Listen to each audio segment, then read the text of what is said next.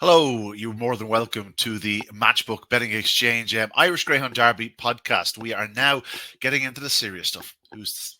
Who we kidding? It's been serious for quite some time, but we are down to the final 12, the final hurdle, as they say, before the final of the World Sports Irish Greyhound Derby on November 23rd. I'm joined as always by the master, Paul Lawrence, and PL. I think it's pretty much as we were. Not too many big guns have crashed out. We lost the Laddie Da and Untold Dollar last week, but I don't think that was a particular surprise given their draw. But we're still left with some very, very, very talented greyhounds. As strong and as deep a derby as I can remember, and two semi-finals on Saturday night to look forward to. Yeah, indeed. And there were a lot of wide runners that qualified, but we kind of preempted that last week when we were doing the analysis for the quarterfinals, and a lot of people, a couple of people texted me and said, "Is it wide at Shelbourne?" And I said, well, "No, it's just the best dogs were on the wide, and they've all qualified." And that was we kind of spotted that quite a while into the derby, really. So it's not a surprise. It just means that now that some of the greyhounds have got to just negotiate these unfamiliar draws, if you like. That's probably a best way of saying it. I did think actually Delardi Dar was very unlucky in not to qualify. He was held up at the third turn. So yeah, but hopefully we'll see him finals night in one of the supporting races because he is an English Derby winner after all. So it'll be good to see him again.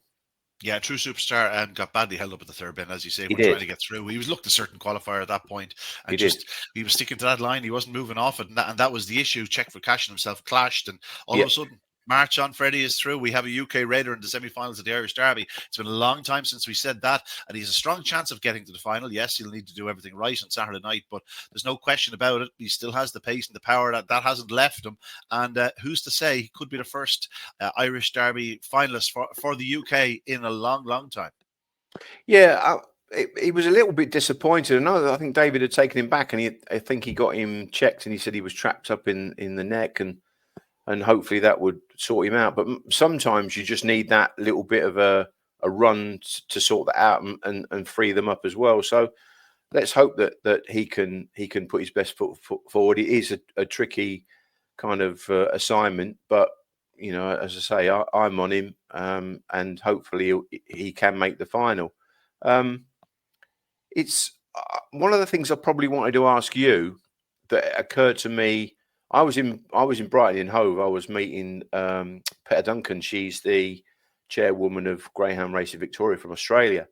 And so I kind of watched it on the phone a little bit. And it's only yesterday and again this morning that I've tried to catch up.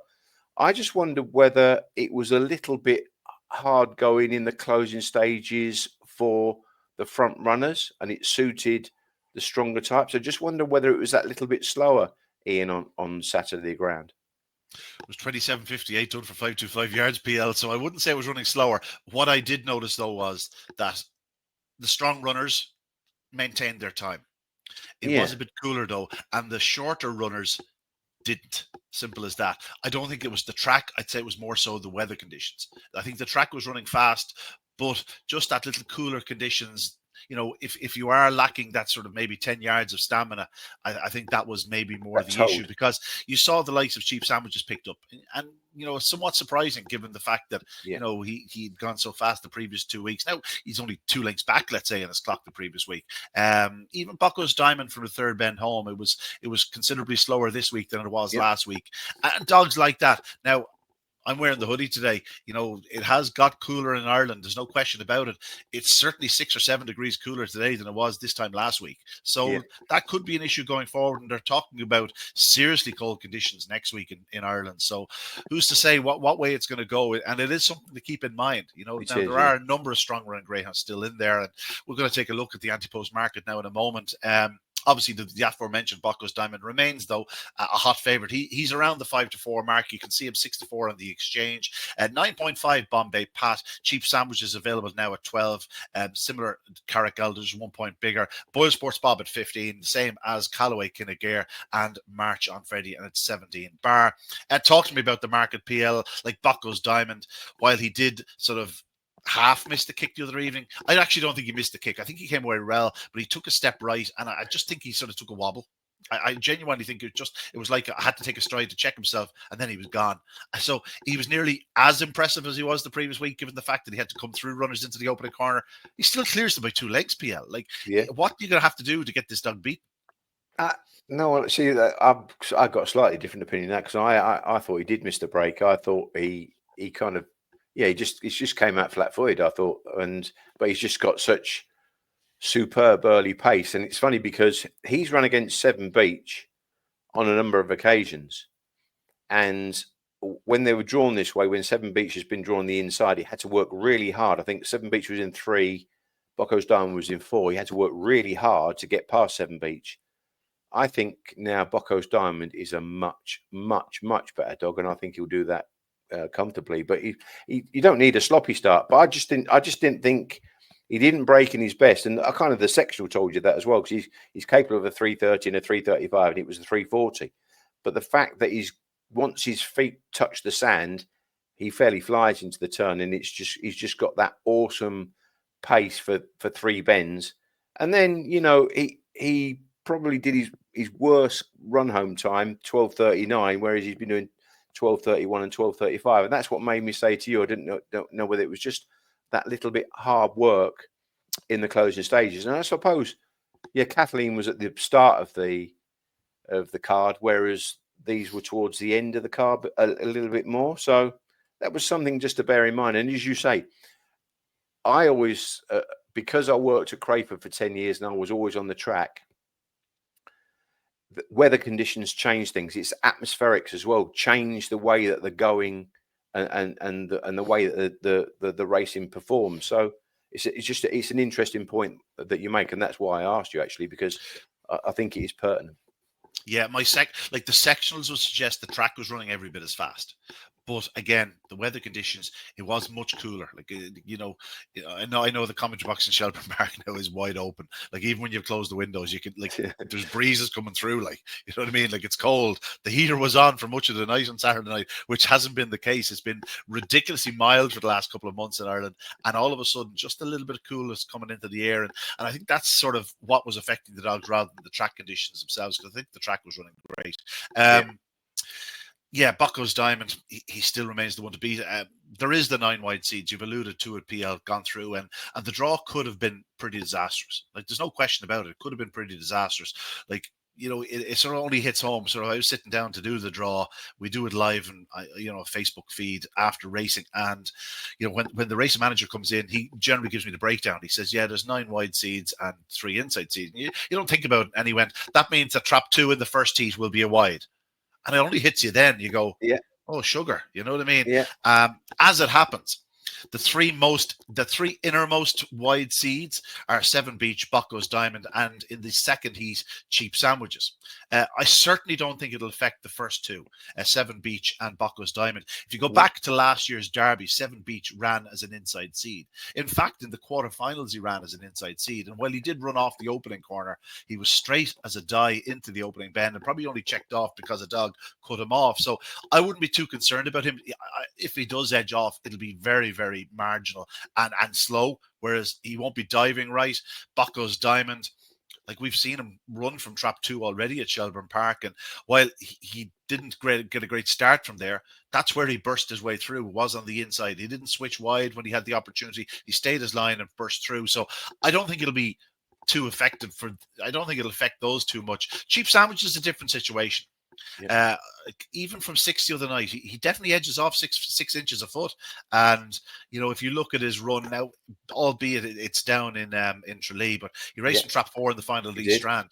And he's straight out, he's straight out to trap 5, 5.5, 6, early. I watched that myself, And that could be an issue for March on Freddy, even Boyle Sports Bob and the dog on the outside, Ballinabola Jim. Like, it just could get a bit tight on the outside in the second semi-final. But as regards the opening heat, I think Bocco's Diamond at odds on is perfectly fair. Hence, the 6-4 still looks good, because it's going to need a very, very bad draw if he does things right in the semi-finals to see him not going off odds on. If he does things right, let's say on Saturday night. Beyond him, in the anti-post betting, we have, of course, Bombay Pat. Now, he's around the sort of 8-1 mark, 8.5 to 1 on the exchange there, 9.5. I'm not sure you could have picked a worse draw for him. Like, he's got two razor sharp trackers either side of him. Yeah. Bombay Pat actually really impressed me, Ian. And me. Because I actually thought, I looked at, and I don't generally look at sectionals. They don't worry me too much, because I've been saying to you, I thought Bombay Pat had plenty of pace to clear, and the fact that he kept missing his break, he might just be in a world of pain. He broke with the field and he absolutely took off into the turn. He was so impressive. And I knew he had early pace, don't get me wrong, but it was those missed breaks. And I think I mentioned maybe in the previous round or the one before that he can't get away with those missed breaks as he starts to go deeper into the competition and start running against better dogs. But he was so impressive for early pace. Really, really impressive. And I do believe this is one of the things where we look at value. And I think Bocco's Diamond was 5 to 6 when they first chalked up for these semis. And I thought that was big as Huge. drawn. Yeah, huge. As drawn. He's now 8 to 11, I think, best. But if you can imagine, if you flip the draw round, Bombay Pat inside Bocco's Diamond, now we've got a race on. Because if they both come out running, Bocco's Diamond, has he got a length and a quarter in hand of Bombay Pat? I'd suggest possibly not. He probably does have the length in hand to the first winning line. That's the issue. Yes, but what I'm saying is the way Bombay Pat came out in the quarterfinals, I am not so sure. And the way that Bocco's Diamond came out this is what I mean is that Bombay Pat got, in my opinion, a better break than he has been throughout the Derby. And Bocco's Diamond got probably his worst break in the Derby. And if that happens, say in the final, then you've got a race on. If Bombay Pat's drawn inside Bocco's Diamond, but they've both got to get there. Yeah, that's the thing. But I think as they're drawn here, I think it helps Bocco's Diamond. That's what I'm saying. What you're saying is you wouldn't put people off the 9.5 about Bombay Pat, because if there is a situation where the draw could really work in his favor in the final, let's say he's in 5 or 4 and 5 in the final and Bocco's Diamond is out in 6, if he trapped on terms of Bocco's, it's a race into the bend. It's not just cut and trust. Cheap Sandwiches is around 12. I'm not writing him off in the strength of one run, but I was disappointed by him. I'll admit that. Carrick Aldo was brilliant. He's a bigger price than Cheap Sandwiches. Now, that's perhaps because Cheap Sandwiches in the easier of the two heats. Callaway, Kinnegear, March on Freddie, and what's the other one there at 15 that just got out of my shot? Is it Bull Sports Bob? Yeah. Bull Sports Bob. I can make a case for Bull Sports Bob being the each way value. I'm struggling to see how something doesn't get loose in him in the final. And that's the issue. March on Freddie, again, something similar. If something's going to get loose in him. And Callaway Kinnegear, I wouldn't back him at that price for the heat. I'll be honest. Now, I know that I've spoken to a few men and different platforms, and they fancy Callaway Kinnegear to run a big race in the semi-finals. Genuinely, I wouldn't back him at 10, 12 to 1 for the heat. So, we'll get on to that. But for me, that doesn't mean that they either of them strike value. Where I'm looking for a little bit of value, and this will come to the fore and gets in the semi-final prices, is the rank outsider of the whole party is Sing Along Dolly. I think she's too big at 40. I really do. Outside of them, Balnabola Jim, you could make a case for him. If he hits the lids on Saturday night, there's every chance he could land the spoils. And, he's 16-1 or bigger. We know exactly what he's capable of. Is there anything in the Antipost market that you're sleeping on? Is there anything in the value betting that you're sleeping on? Exactly, yeah. I think, probably we're doing this probably back the ways, really, but I think the Bold Falcon he's got a great chance. And I agree with you about Sing Along Dolly, by the way. I think their makeup gives them a massive, massive chance of qualifying for the final. I really do. But actually, you mentioned Callaway Kinnegear. I happen to think that was his best run throughout the Derby last time out, which is... I agree. Encouraging. I still don't think it's good enough. No, I'd agree with that. And I did say to you, I think he'll end up being a 600-yard dog rather than a 550, but it is the Derby, so you have to be in there. and he's probably just hit that little bump in the road in his career. And I think I read between the lines. I think Owen might just have been struggling with him a little bit. And I think you probably said it might be more mental than physical. And he kind of needs a confidence boost, and you can't do that because you're committed to the Derby. So, but again, he's got a great makeup, hasn't he? For a strong running dog, he's got a good makeup, because if Bucco's Diamond leads the first semi-final, Seven Beach is in trouble. Caracaldo's in trouble. Bombay Pat, it depends where he turns. And the Lucky Julie could even pick up pieces and qualify. Because I happen to... For me, if you're on Callaway Kinagare and you want him to get to the final, a Lucky Julie's the one you have to worry about. Exactly. 100%. Yeah. You need to be in front of a Lucky Julie. You're right. But I just think Seven Beach, you mentioned Seven Beach, and I've said to you right the way throughout this Derby, he should have been seeded middle anyway, and he would have got this draw. So that's fine. So in the context of this race, he is probably where he wants to be. But he's a dog. His trait is he actually does, out the boxes, just step to the right. So he steps to the right and then he straightens. And he has got that deal of early pace. But he hasn't really got, now in at this stage of their careers, Bucco's Diamond has got better early pace than Seven Beach. And we saw that last time out. So... Well, we could say that Bucco's Diamond is better early pace than any greyhound in training, exactly. Not just Seven Beach. Yeah. Although, as I say to you, I'm at the way I was just really impressed with Bombay Pat last week. So, and if you do comparisons with dogs that they've beaten, there's not masses in them. And that's where draws become really important. So, I thought when I saw the draw, my initial reaction was, Bucco's Diamond has got a wonderful chance just to as long as he just starts. Seven Beach just doesn't hit him at the start if he half misses it. And then if he just starts, he'll lead and he'll win. And I can't see anything back running him. And that was straightforward for me. And I've done the race in detail and I haven't changed my mind. So Bucco's Diamond at 5 to 6, obviously all the value seekers have sniped it. And it's now 8 to 11, but that's nothing to say that on the day, on the exchange, someone might want to take him on. But I think he'll win all right. If he's still 8 to 11 with the fixed odd firms on the day, you'd imagine you'll certainly be getting 5 to 6, on the exchange, because you know yourself, there's someone going to go out there going chasing, and it may well be the bookmakers in Shelbourne Park, and those money, that sort of. Yeah, that trickles out, that trickles down. You know what I mean? I know that 2 or 3 of the bookmakers in Shelbourne Park have Matchbook Betting Exchange open, so that will happen. Bucco's Diamond is, as you say, a best price now, 8 to 11, and that seems to be the price across the boards. I do actually make him shorter than that myself. I'll be honest. I sort of made him more of an 8 to 13 chance. Yeah.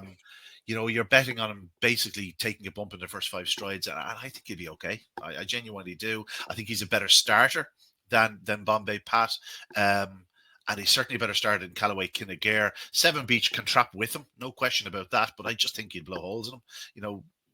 Just the way he's running at present, I'm just not sure there's any dog alive that could live with him into the opening corner off a level enough start. And, like last week, he gave Seven Beach a start and he leads him comfortably by 2 lengths at the opening bend. So I can't see why there'd be any difference. The one dog that can certainly go up with him for much of the way to the corner is Caracaldo. But we've also seen him blow holes in Caracaldo this year as well. Twice. So, where do we stand there? I just feel that the speed on both sides of Bombay Pat is an issue. I think the stripes makes a big difference to him, where he can do what he wants around the outside and just take off. Whereas if he sees 2 dogs come up on his outside and inside, it's a very different scenario for him. Here's a dog that hasn't really seen too many rivals in his career. Basically, since he came to Shelbourne Park, he hasn't seen rivals at all. Yes, he had to pick up short grip in the we're talking the 3rd round, but yeah, it's just an issue. It's an issue for me if I was back in Bombay Pat. Now, I'm on a 33s. I would love to see this dog breaking on terms and going around close, lovely into the final. But I'm not sure. And the presence of Callaway Kinagare and the Lucky Julie is a real complication for it. To highlight the quality of this race, PL, I'm not sure I've ever seen a race better than this in Shelbourne Park in terms of overall strength and depth. We are now talking about the 2 outsiders of the party. Okay, well, Seven Beach, beg your pardon, is one of the outsiders, right? He's available at 14 and 16 to 1, which is, I think that's too big. But Callaway Kinnegar is an 8 to 1 chance, right? He's a juvenile Derby champion. He was Derby favourite. He was Derby favourite, clear Derby favourite for a couple of weeks before Bocco's Diamond went ballistic again. And Yeah. a Lucky Julie's 25 to 1, and she's an Oaks winner. That's crazy good. How fast these dogs are. Like there's one. How many classics are in it? Like there's certainly 3 classics in it: juvenile Derby, Oaks, and Carrick-Aldo's an Irish Sprint Cup winner. And then we're not even mentioning Bocco's Diamond, who, by all accounts, just looks like he should win numerous classics. Touch wood, all going well in his career. It's just an incredible contest, and the fact that we're talking about Bocco's Diamond being value at 5 to 6, that just sums it up, doesn't it? In terms of picking one other price in the race, maybe if you wanted to oppose Bocco's Diamond, I've heard so many cases for Callaway Kinnegar. I just can't see it. I can see him qualifying, no question. I can see him qualifying, but I genuinely just don't see how he gets the leaders. Something is going to get loose in this contest, and you're not picking up too many of these. Carrick-Aldo, I don't think represents value because he has to lead Bocco's Diamond, which is an all-merciful task. Bombay Pat, I don't believe. I think he's probably at the right price, but 5-6 to 1. Seven Beach is probably a fraction big at 16. Like, he's on the right side of all the early speed, and we know that he's put it up to them in the past. And a Lucky Julie at 25. Well, listen, you could do worse than have a couple of quid in there. But in terms of the value, it was the 5 to 6 Bocco's Diamond. And what I would advise is wait till late. And who knows, you might get something similar on the exchange. And I think you're of the similar view. I am, definitely. I mean, it's funny because we had a discussion about Carrick-Aldo last week, and I think, he's worth talking about because I actually think he's just staying that little bit better. Now, I don't think he's staying better to turn behind Bocco's Diamond or Bombay Pat, but, his merits are he's doing 1698, 1687, and then a 1687 again last week. And I mentioned to you he'd been beaten twice by Bocco's Diamond, and the second run he finished closer, and it just looked a much better run on the eye. And he's actually literally mirrored that last time out when you said, well, there's a stayer going to turn behind him. And I said, but his sectional say he'll be so far clear, I think he'll be good enough. Now, he hung on by... I was of the opinion that his previous run behind Bocco's Diamond could have bottomed him out. And we were... You did say that. You said that, but he did a 12:28 run home time against Bocco's Diamond. He did a 12:28 run home time. So his third bend and his sectional, he did the 29:15. They were absolutely mirrored. They were exactly the same. And this is about characteristics of dogs and how consistent they can be. Fair play to David Murray. Carrick-Aldo has really, he's taken this Derby by storm, really, because he's actually got beaten by the anti-post favourite, and yet he's bounced back and then won that. It was more where he had that chance to lead, but he did what he had to do, and he held off the fast finishing Ball Sports Bob. So that was a great run for him, and he's now in a race where it's completely flipped in that he's got early pace with Bombay Pat, he's got early pace from Bocco's Diamond and Seven Beach for that matter. So he's just got that tricky makeup, hasn't he, as he's drawn. But I just wanted to tip my hat to him because I just think he's running so well. Yeah, I made the point the other day. In any normal derby, you take Bocco's Diamond out of it, and he's probably disputing favoritism.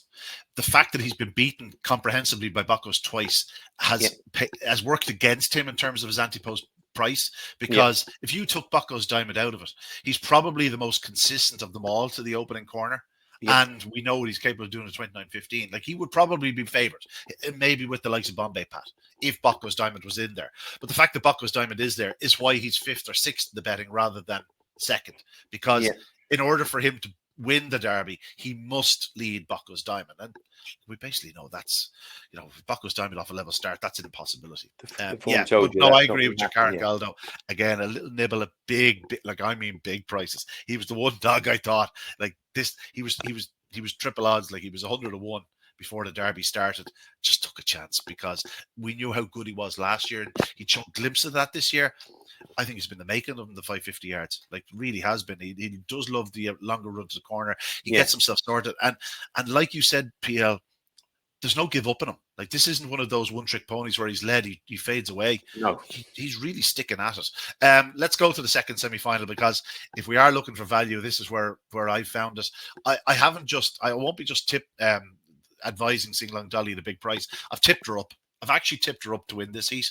I think she's got an absolutely worldly of a makeup. Like, if she traps well, I think she leads up to Bull Falcon. And if Cheap Sandwiches takes his right turn, there's definitely a chance for traffic on the outside. Sing Along Dolly has hammered home in her last 2 starts. I mean, hammered home.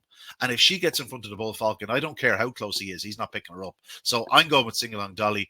I think the 10-1 is an insult. I think she has to be a shorter price than the Bull Falcon, but they both have a great makeup. I think you could dutch the top 2, to be brutally honest. But at 10-1, Sing Along Dolly is twice the price she should be.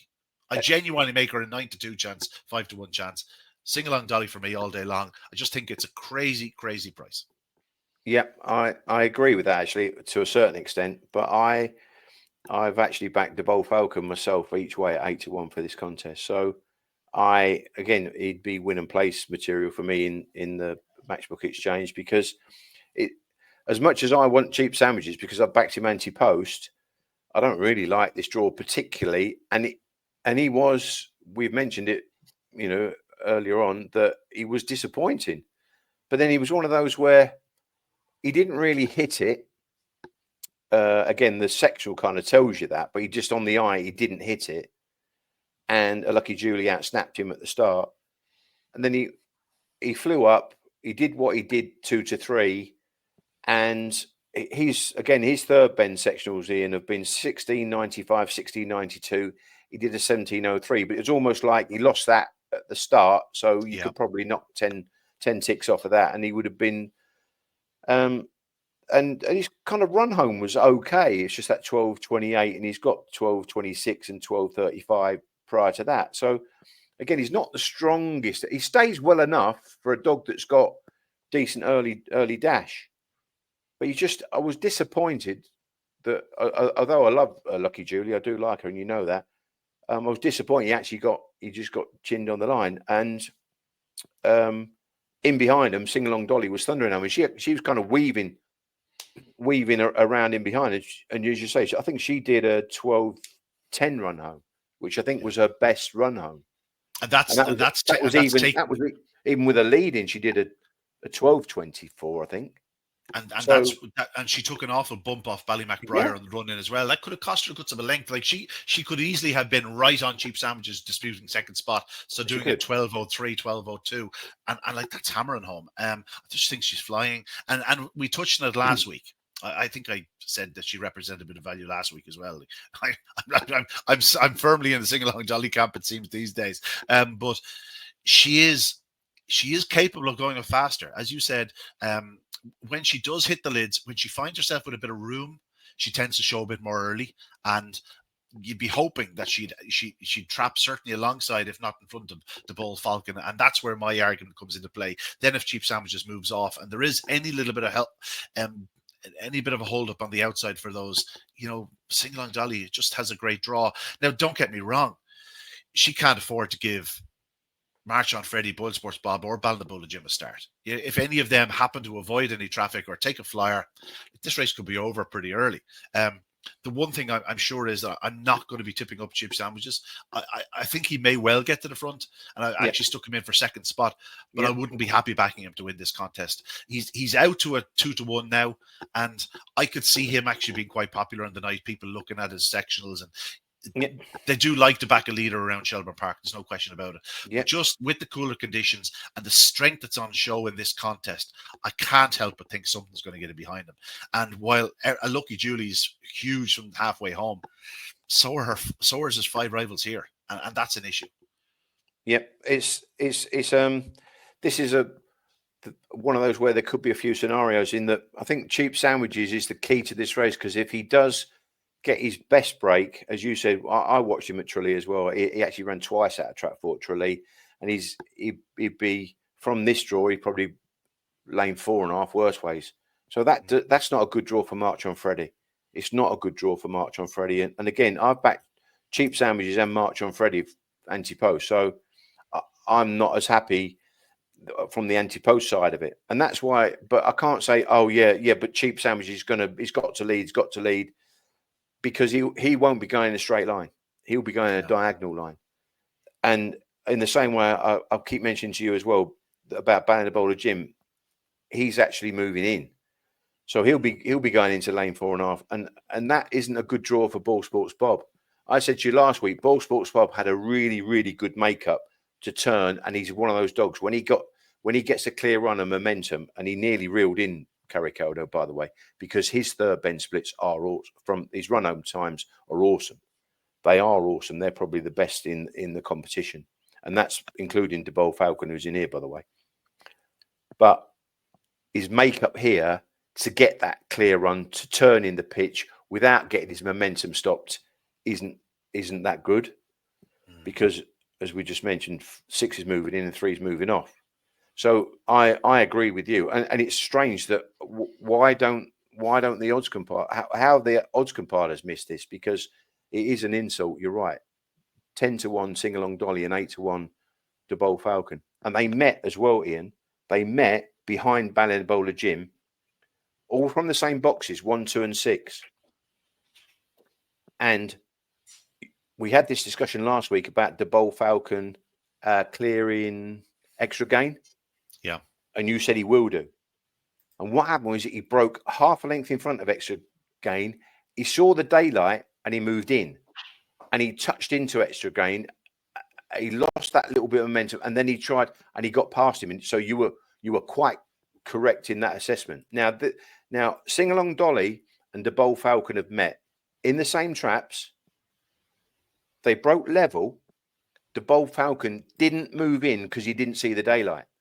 He didn't move in because she was there, but he actually outpaced her into the turn, and he got past her. She actually minded herself a little bit into the turn that night. She did. There was a dog in 3 that ran by the 2 of them, and she could see that there's no avenue here. Whereas if Cheap Sandwiches has taken a step right from trap 3, there may be an avenue for her. And as we said, that limited daylight, I'm hoping that she'll kick on in front of the ball.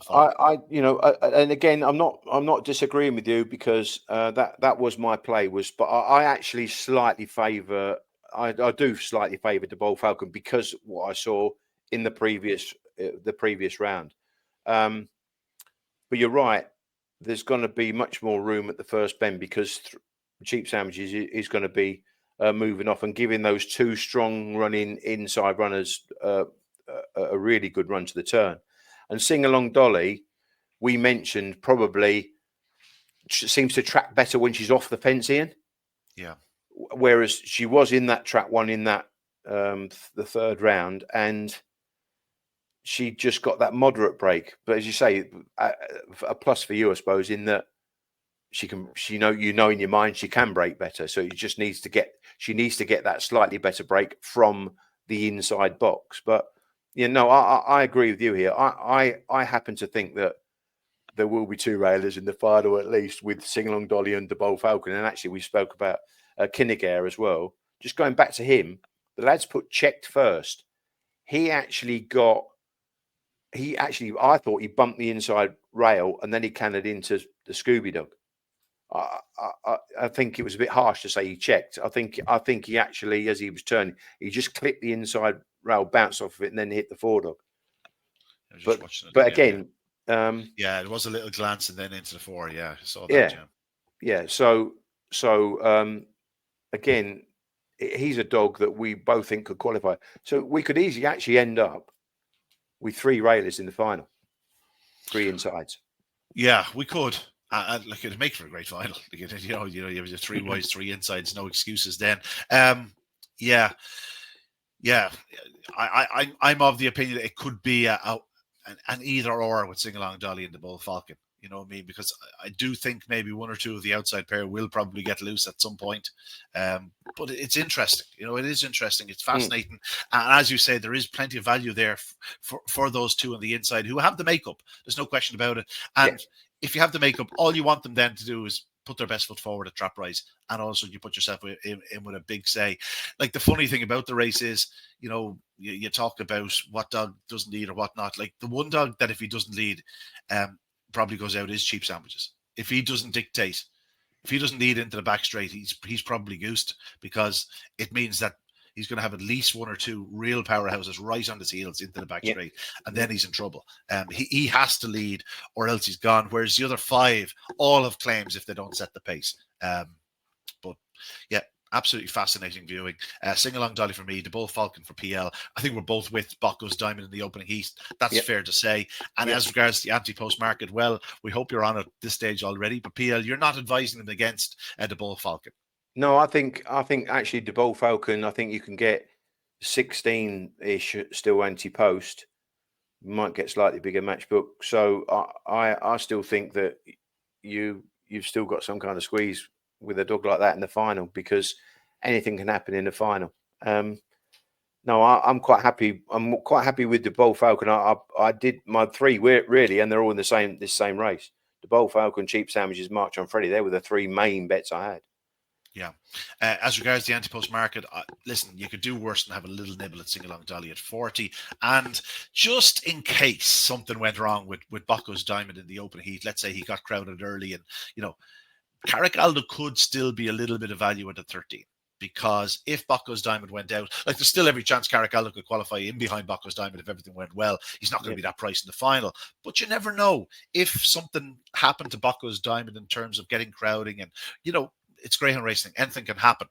If Carrick Aldo found himself in the final in 5 or 6 and no Bocco's Diamond, he could easily be a 9-4 or 5-2 chance to win the Derby. So just that 13. Now, the same probably applies to 2 or 3 of the other rows, like Bombay Pat. If you take a chance that Bocco's Diamond doesn't progress, like, he could be 6-4 in the Derby final if you got trap 6. You never know. But that's where the value lies, as far as I'm concerned. A bit of Sing-along dolly, and just a little nibble at Carrick Aldo, maybe just as a view to having an interest next week if he gets through. Tell me, Ian, what's your kind of take on Ball Sports Bob? I'm sort of in agreement with you. He did a 3:39 last week, but even with that, he couldn't just hold his position into the opening corner. Like, he's still behind Ishii there into the back straight. Now, his power from the back straight home is unbelievable. But he's not two lengths faster than these dogs down the back straight. It's when he hits the third bend that he really starts to make up his ground. And that is an issue in this contest, because if he doesn't turn in the first 3, like, he's depending then on Cheap Sandwiches dropping out to get into the top 3, because I can't see him picking up Sing-along dolly, the Bull Falcon, March on Freddie, or Balnabola Jim. It's a case of he has to hit the lids and find himself a pitch. Now, that's possible. Like, if he does that 3:39, he's most likely going to be in front of What's Up Freddie and perhaps the top 2. But if he doesn't produce that 3:39, and as you said, there's a chance the door could close. Cheap Sandwiches into March on Freddie. Even if March on Freddie missed it, Cheap Sandwiches could still hold up Boyle Sports Bob, because if he has that room, he'll probably edge into it. And then with Balnabola Jim edging inwards, I think I'd probably want 6-1 Boyle Sports Bob in the heat to even think about getting involved. Again, the anti-post price probably makes more appeal, because if he does progress, he's not going to be a sight of 14-1. So, but I think we're at that stage in the competition, whereas I have a little bit of business done in the anti-post market. I don't really want to dip my toe in again, because if my luck is out, my luck is out. I currently have 2 dogs remaining, and they're both in the opening heat, Carrick Aldo and Bombay Pat. And I probably have a view that both of them can't qualify. I'd settle for one of them there. Yeah. I just think, I just look at Ball Sports Bob's form, and I look at him 29-39, 29-25, 29-23, 29-18. For a dog, he's not an old dog by any means. He's 3 years old, but the way that Paul's trained him, he's just a master at getting a dog like this through to a final. He's just incredible. It's another sort of tip of the hat in that he's just such a good competition dog, and yet I just really don't like the makeup. But the thing with Ball Sports Bob, sometimes he does find a way, doesn't he? He finds a way. So, and he's clever. He's clever, and again, it's like he can find that extra length if he needs to find it. He was second English Derby from after a flying start, and then losing his position to come back and grab second spot was just remarkable from him. Listen, win, lose or draw in this year's Derby. I can't wait to see more 575 or 600 after the Derby, maybe the Winter Racing Festival, because just the way he's powering home, and the sectionals he has produced, he could lead in those types of races. It'd be just amazing what he could achieve. Let's move on 2 wonderful semi-finals on Saturday night. Best of luck to everyone involved. Of course, you can watch it live on SIS Racing, or indeed, if you're watching in Ireland, it's available on Virgin Media 3. So it is on terrestrial TV in Ireland.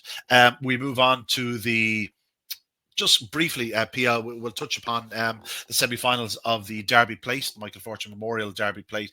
Carmack King is even money for the opening heat. Tribal Sid 9-4 for the second heat. The second heat is it's a conundrum. There's plenty can happen in that heat, and even that opening semi-final. While Carmack King was so impressive last week, things did go his way in the early stages. He's not as guaranteed the clear passage that he got last time out.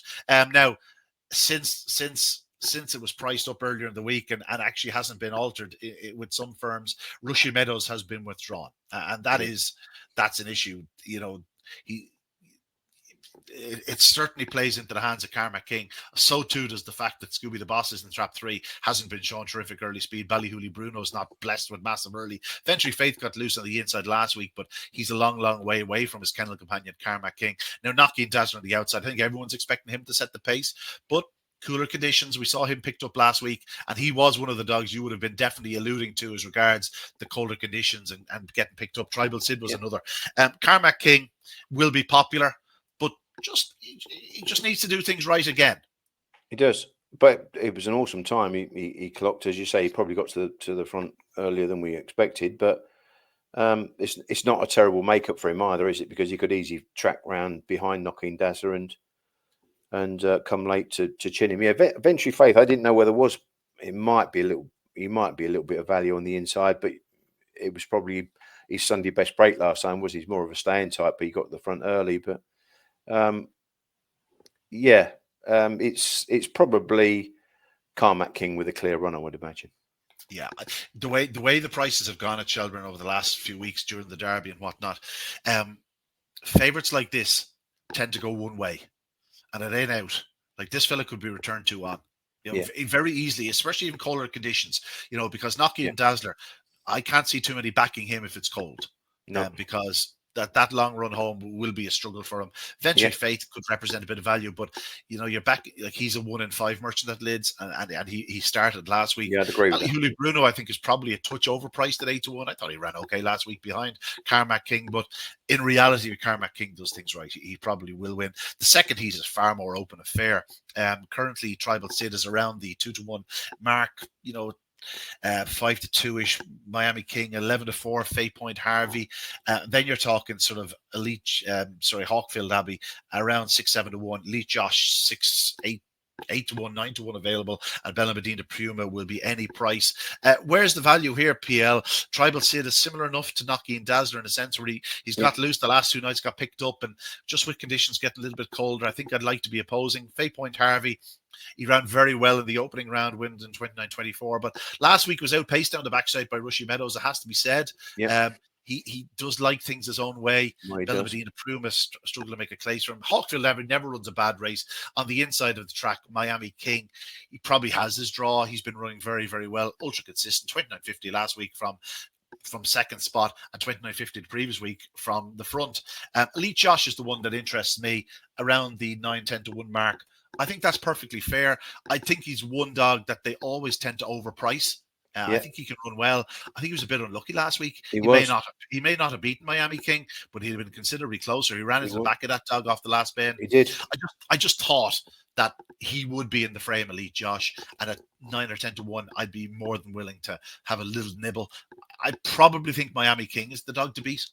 Yeah, I'd agree with it. And actually, if I had a bugle, I'd have it polished and be trumpeting now, because I backed Miami King, and I actually also backed Hawkfield Abbey at double digits on the exchange. So that was a bit of success. But you're right about Elite Josh. He was very unlucky. So I think I'd probably want the inside 3, and against the outside 2, I didn't really fancy Bella Medina Puma particularly. So I'd probably be a layer of the outside pair and with the inside 3.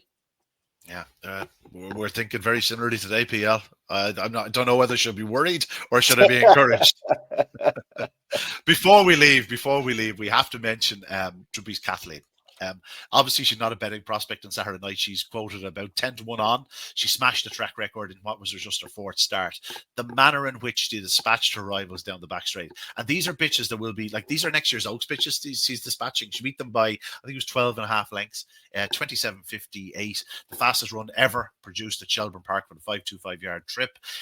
In November, in what was her 4th start, she seems to be improving all the time. She came away from trap 6, cutting inwards, took a little bump into the bend. I'm not sure I've ever seen anything like her. I think she's probably already the best bitch I've ever seen. And you don't want to crown them too early, but no. I think it's fairly safe to say this one's a bit special.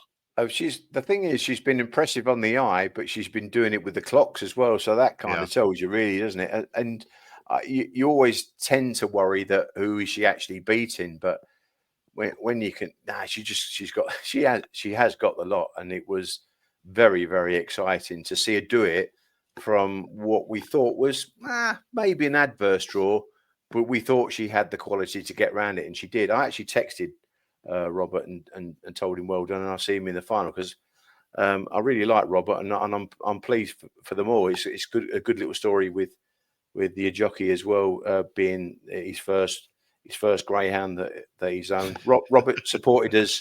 It's all downhill from now, isn't it? Yeah, but I don't think so. No, but Robert supported us at Lifford, and I do respect him for that. And of course, that's where we started the 10%, and the 12.5% started last weekend at Shelbourne, Ian. And on average throughout the Derby, it was about 40,000 taken in the first 3 rounds. They took over 80,000. So for the quarterfinals. So again, winning. So next week we're hoping that he'll probably go over the 100 barrier, hopefully. So obviously there'll be plenty more people there at the track as well. So it should be well supported, but it has been well received. So that's very, very encouraging. It's another viable option. You know, we've spoken about the exchange, and the beauty of the exchanges. Yeah, you're always over the SP, like always over the SP on the exchange.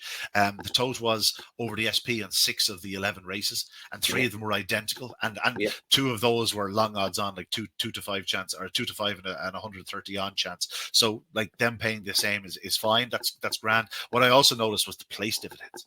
My God, it's like some of the place dividends with the 12.5%. It's very viable in each way bet now. Like those 2 to 5 chances, I think some of them paid bigger for the place than they did a win, because you're dependent on the other dog gets involved in the place as well. So well worth. It's another option. Of course, the exchange is still the very, very best value, but not everybody has access to it. But no, great success, and as you say, I hope it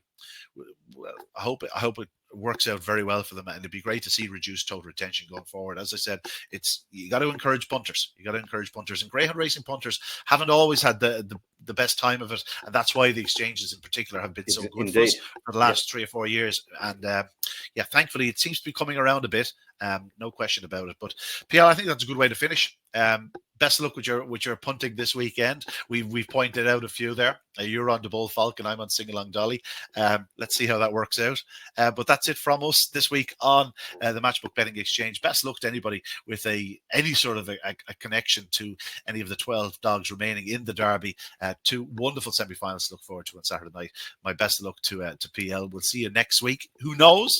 Touch wood. We're hoping for a special guest. But that's it from us this evening, or this afternoon, or this morning, whenever you're watching it. And best of luck with your punting at the weekend.